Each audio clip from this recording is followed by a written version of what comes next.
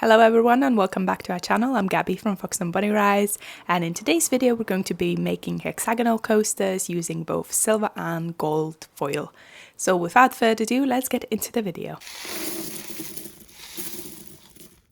So we're going to be using these hexagonal coaster molds with silver and gold foil, and we're going to start with the silver foil. So we're going to put the bits of silver foil on the bottom of the coaster mold with this brush.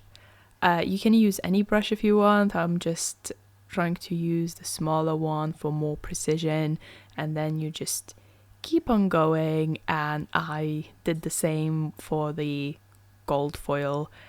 I also at the end I went over it and tried to remove stuff so it's not big blob, and I also tapped some out, the excess, and then tapped it with a finger to make sure everything is nice and even and all within the coaster mold so it doesn't come off.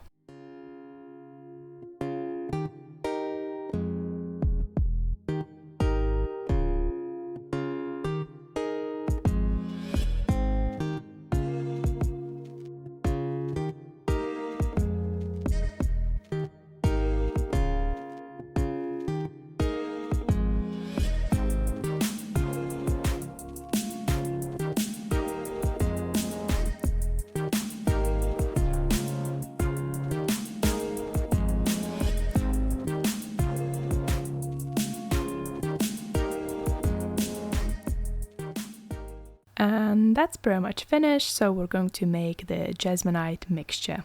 So I'll be making two colors, white and black, and I've added some white pigment into the whole batch and mixed in the Jesmonite powder. I've also added some Jesmonite retarder to increase the work time because we're making two coasters in two colors, and I've just split the mixture into two and added some black pigment after tapping the bubbles out.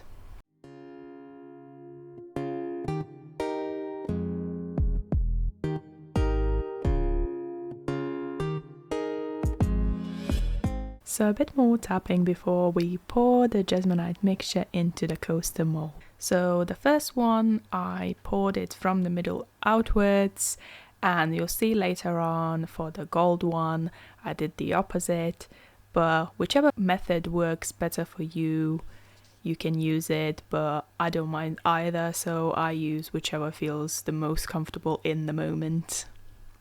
So I'm just pouring bit by bit, and I'm going to tap it down after I fill it around halfway, and I realized that I had some gaps, so I needed to fill it in a bit more, and I'm just going to repeat the process.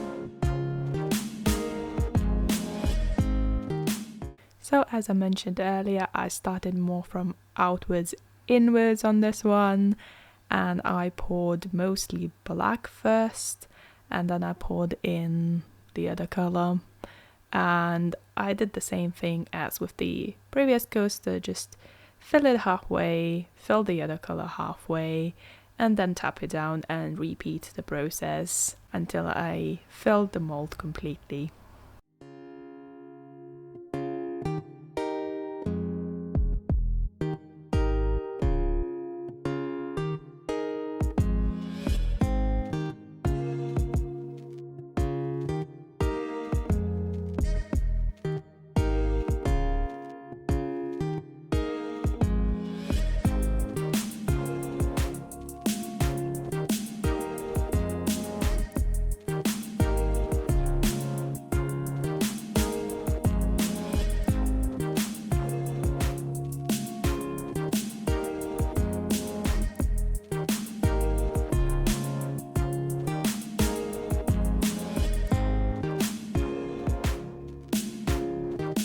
I then let both coasters to dry for around 20 to 30 minutes.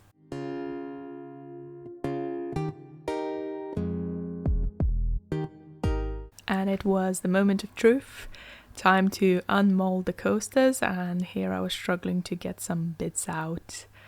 And I usually undo the sides to make the mold come off easier. And let's peel it off, and it's looking good because not a lot of gold foil stayed in the mold, and look how beautiful this looks. I really loved it, and I was really curious how the silver one turned out, so on to the silver one. Again, peeling the sides off so it's easier to peel off, and then a different angle of the unmolding. And look at the silver one, it's so beautiful as well. I actually had some Jesmonite left over, so not to waste it, I just made white and black terrazzo chips, and we're going to use it in our future crafts. So I'm just going to sand both of the coasters down just to make sure there aren't any rough edges. And I first go with 400 sanding paper grit, and then I use slightly higher sanding grit just to make everything nice and smooth. So after that, I'm just going to let them dry and stamp them.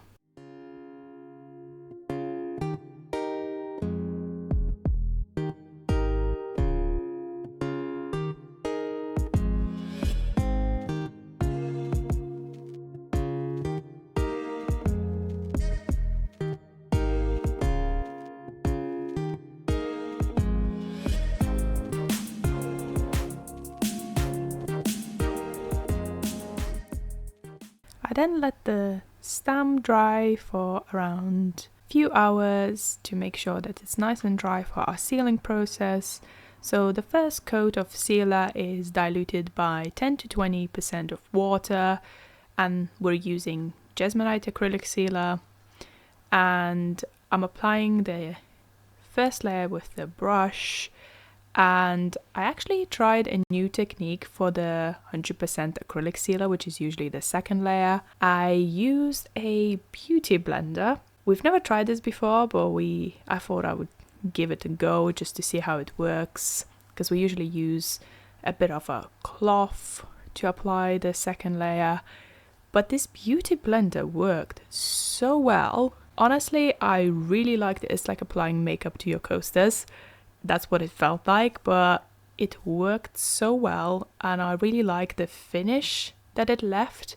It didn't have any streaks, and it blended everything in quite well. And you could see that the sealer layer was still nicely covering the top of the coaster, so it didn't really absorb much of the product.